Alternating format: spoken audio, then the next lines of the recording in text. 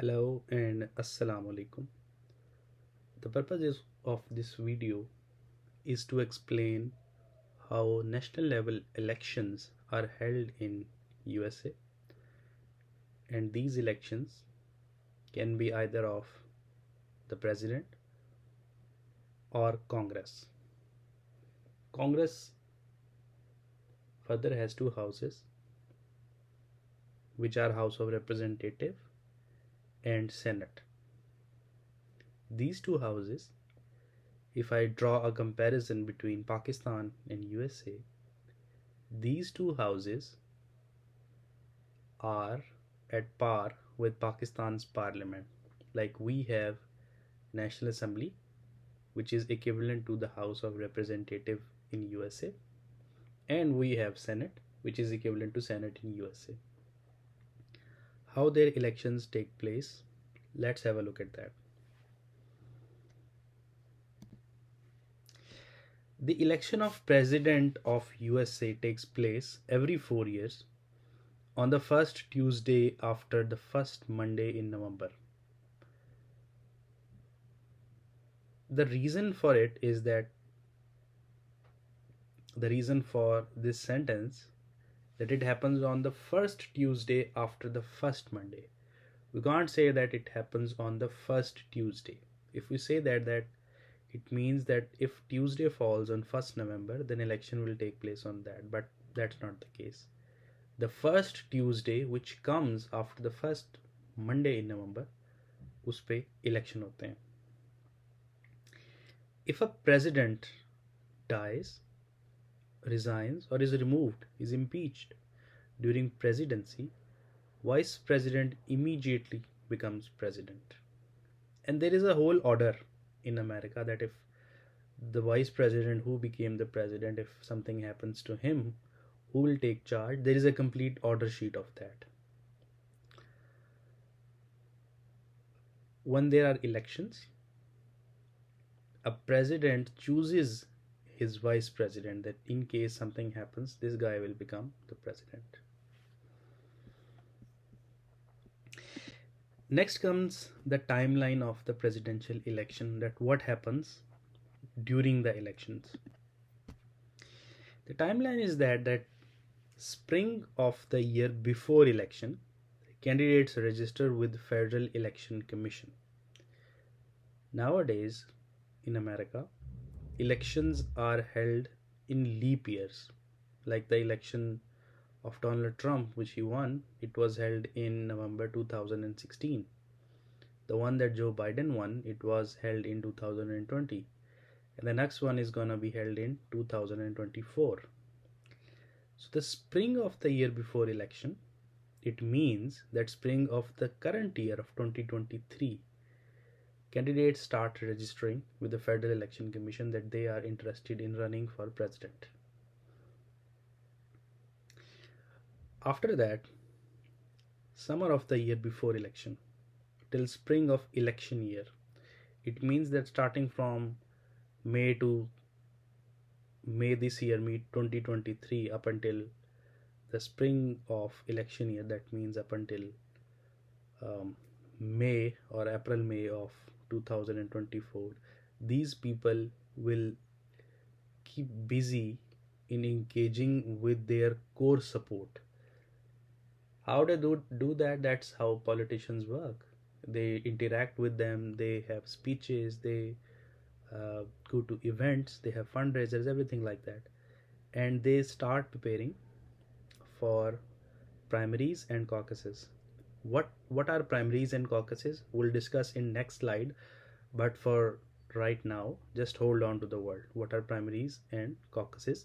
And people prepare for that. I'll tell just one word, that it is basically the intra-party election, which means that if a party is holding elections and it's gonna nominate one person for presidency, it will hold intra-party presidency elections first, so that they decide that who is going to get the party nomination for this purpose. So it is like a good form of democracy, that instead of just nominating a person, they hold elections first, that let's see who's popular. Okay. Then July to early September, in the election year, parties hold nominating convention to finalize their candidates. We'll talk more about that in the next slide. September to October, presidential debates take place in different places. You can watch those debates on YouTube if you just type that presidential debates. Then comes November, and we know that elections are held in that. Um, General public casts votes for electors rather than casting the vote directly for the president. In a way, they are casting it for the president, but procedurally there is an intermediate step between it. The voters do not know that who are the people who are the electors, uh, so they don't even concern themselves with it. The only thing they concern themselves with is that who is running for president. It is just a procedural step which is in the way, and I'll explain it in the next slide. Then December, those electors cast their vote in electoral college. In comes early January, counting of electoral votes, and in January 20, inauguration of the president takes place. This is the timeline of the events that happens. Okay. What are primaries and caucuses? Primaries are intra-party elections for presidential nominee. What it means is that there are 50 states in America, and in each state, parties conduct elections of their leaders to see who has the better support in public. So, like 50 states, if a person is running for president, let's suppose this Elon Musk, and Elon Musk must have support in some places, and he would not have that much support in other places. There must be a candidate running against him who will have better support against him. So it's like that they want to decide that who is the best candidate among their party, among their party leaders, who can run for presidency. And these are intra-party elections. It means that the Democratic Party holds their own elections and Republican Party holds their own elections. As you may or may not know, in America there's a two-party system. So basically, whenever there is an election, a presidential election, there are mainly two parties which are the main contenders of the presidency. The other parties are smaller parties and they do not have that much chance of winning it.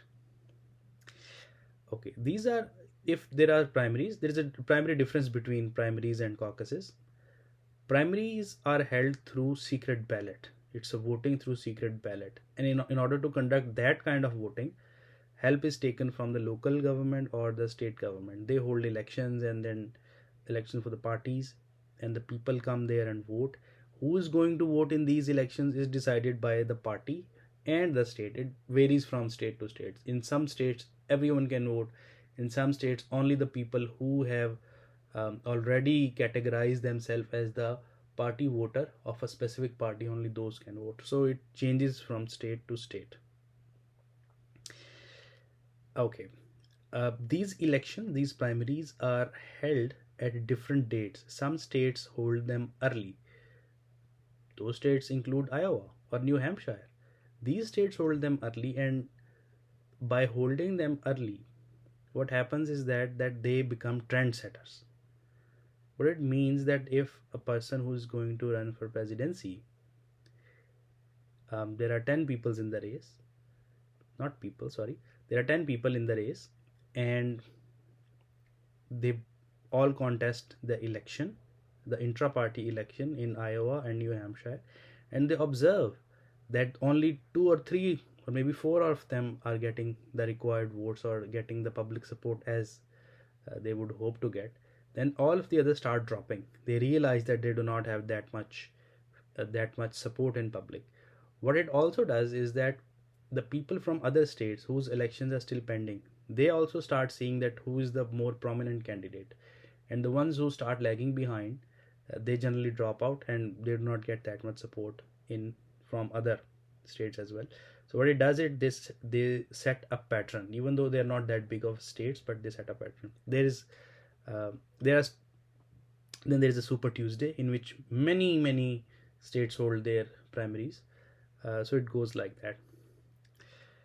Okay. Primaries basically elect delegates who later on vote in national convention for party nominee. uh, these elections, these primaries, these are also indirect elections. So you're not directly voting for the person, you're just indirectly voting for the person. You're voting for a delegate who's going to support a particular person. For example, there are two candidates.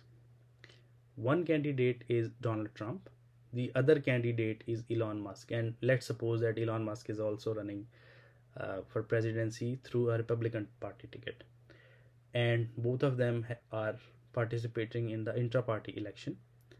And uh, there'll be some delegates belonging to the Republican Party who will say that we are going to support Elon Musk. If you want us to vote for Elon Musk, if you want Elon Musk to wish, then vote for us.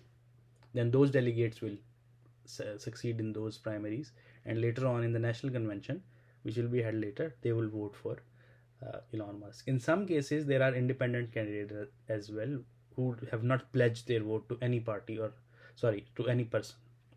They can vote for either. Okay. In contrast to primaries, caucuses are private meetings which are held by political parties. First of all, these are private meetings. It means that not everyone can come. And secondly, these are held by political parties. And thirdly, the main difference, the third one, is uh, that there is no secret ballot in it. And people are organized, for example, like in groups, that they invite people to a gymnasium, for example, or they invite to a public hall, and they ask people, okay, who here is supporting Elon Musk, raise your hands, and they all raise their hands, and that's how they count the votes instead of having a secret ballot. So these are how primaries and caucuses are held, and in each state there is a clear winner and a clear loser, and number of delegates who get their support later go to the national convention, and in national convention, they vote for a specific person. There are generally only uh, two people left running for the presidential nominee by the time they reach the national convention. For example, in this picture, what I'm showing you is the 2020 Democratic National Convention result, and there were total 4,749 delegates, and 2,375 were needed for a simple absolute majority. The one who got it would get the presidential nomination, and Joe Biden got 3,558 votes winning this party. And then there was Bernie Sanders, who got 1,151. The third one just got five. Sorry, there's abstention. Sorry. So that's how it goes. Okay. Then comes the general election. Presidential elections, I've already mentioned how it is held in the uh, first Tuesday after the first Monday in November after 4 years. President and vice presidents are not elected directly by people. It's a procedural thing. They are actually, people are in their mind, they're calculating, okay, who we are going to vote for. And it's a procedural thing that they are actually voting for the delegates. These delegates in this step, they're not called delegates. They were called delegates in the previous step, which was primaries and caucuses. In this step, they are called electors, or they become part of electoral college. Each state gets as many electors as it has members of Congress. That means House and Senate. Including Washington DC, 3 electors. There are currently 538 electors in all. What it means is that there are 435 seats in the House of Representative in USA. These seats in House of Representative are decided on the basis of population of a state. That means that if a state has more population, it will get more representation in the House of Representatives. And for Senate, each state, whether big or small, more populous or less populous, gets 2 seats each.